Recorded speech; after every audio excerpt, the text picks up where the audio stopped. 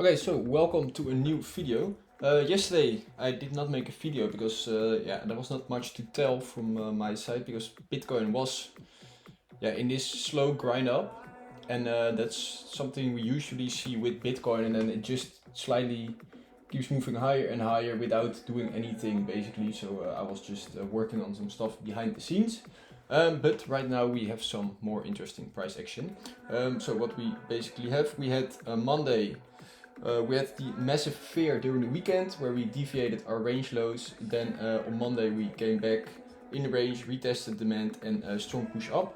And yesterday, as said, we had that slow grind up, which left a lot of liquidity behind, which started basically from this point. So I marked out that liquidity point. And we still are in this bigger range where we had our range high, our range low.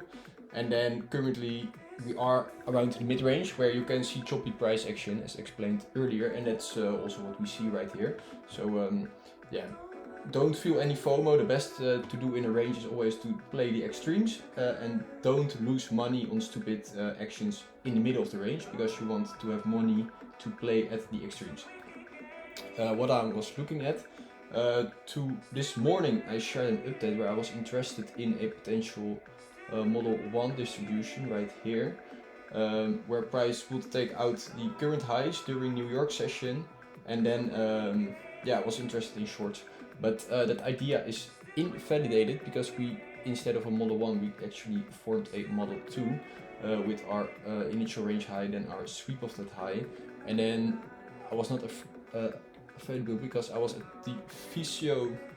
I'm not sure what the English pronounced for the physio is, but I have back problems, so I was not behind the screen. But here price actually formed a pretty clean Model 2 distribution, where this was our extreme liquidity level, and we had 1, 2 extreme liquidity right here. Price came into that, and while doing that it formed like a very local 3 drives pattern into that level, which is always an extra confluence. And then here price broke structure, and technical target of this distribution is the range low right here. So my plan has changed. I'm not looking for a Model 1 anymore, but I'm looking for a potential short. Not too interested, but if we leave these lows intact, so if we start moving up from here, then I'm still interested to look if I get a short trigger here and then still target that range low area, because the technical target has not been hit yet. We still have liquidity right here. We also have supply plus a negative point of control, so this is an area where we can expect a rejection.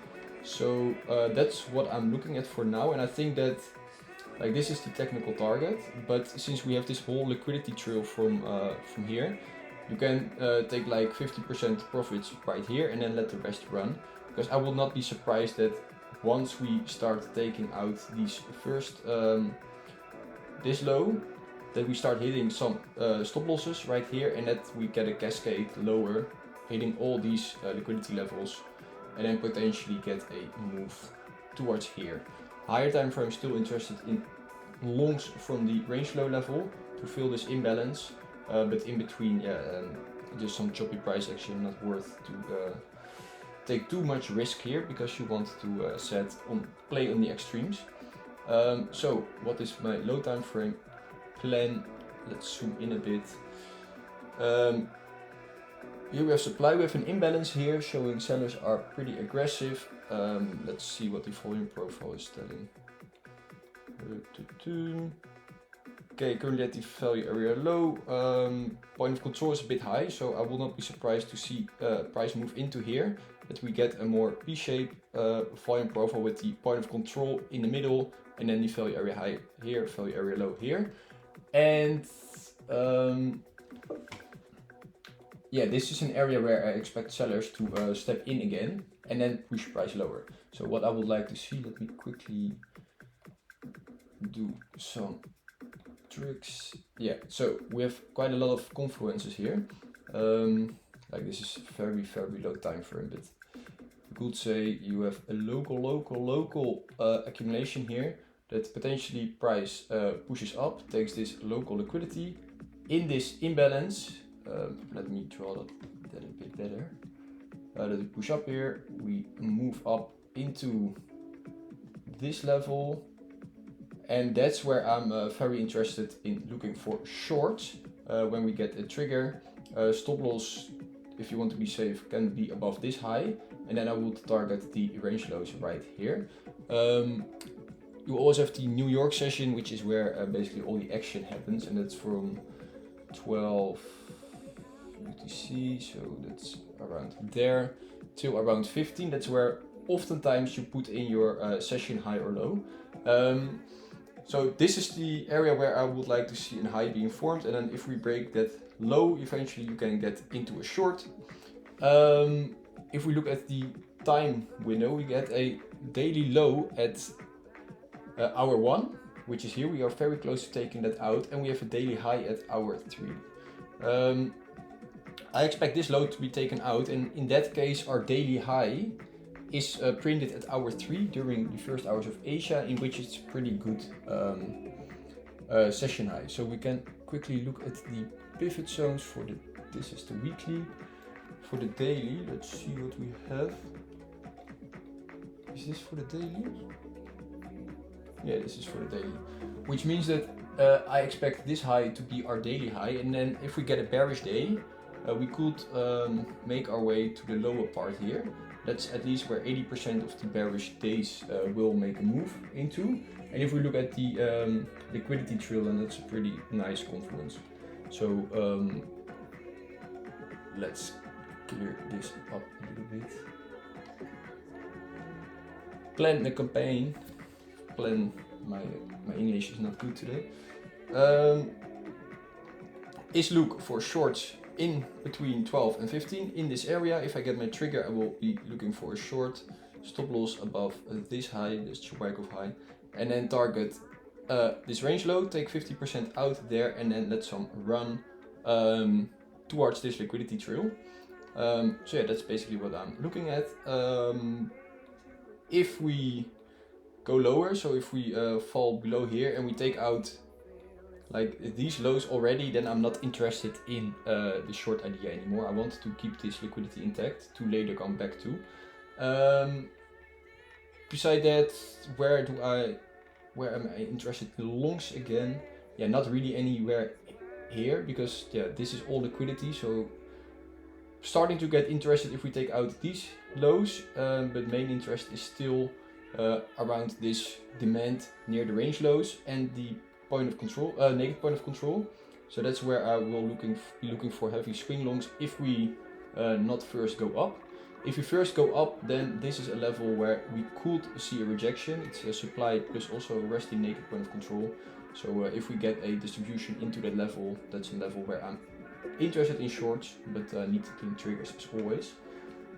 I think that plan is pretty clear. Let's quickly go to USDT dominance. This chart I marked out some levels. We have a supply chain right here. This supply got tapped, create new supply. So if we get a move into that, that's where I'm expecting like a high time frame, lower high to be formed, and then continue lower. Right now, yeah, we have demand levels lower, but here we took liquidity. So we, for now, SFP'd this, this low, and then if we zoom in, you could say that this is like the inverse of your Bitcoin. So this is your model to accumulation. It's not the best because of your return zone is not the best, but technically you could also expect here price to take that technical target at the range high, and then you also here have this liquidity with an imbalance above. So I would not be surprised to see price take that out. On the other side, we could first come down a bit and then go up. And then start taking out that liquidity. That would be like the perfect scenario, because that would mean that we first get that move up on Bitcoin, in which I can get into a short, and then we get that move to the range low and potentially take out that liquidity. So that's the plan. Quickly going to eat, nothing interesting. Only thing I said was I wanted to see price hold at this level, and then I would expect a move into the supply and make the point of control where I would expect a rejection. However, price is showing weakness right now, and as I showed in my picture on X earlier, we have I can show you that, the daily low at hour 0, and then normally you could think, okay, that's a good low to put in. That's also true, but not if your daily low, if we zoom out, like this is let me clear this up. If you look at this daily low, then that's almost invisible. And 97.6% of the days have a bigger wick to the downside.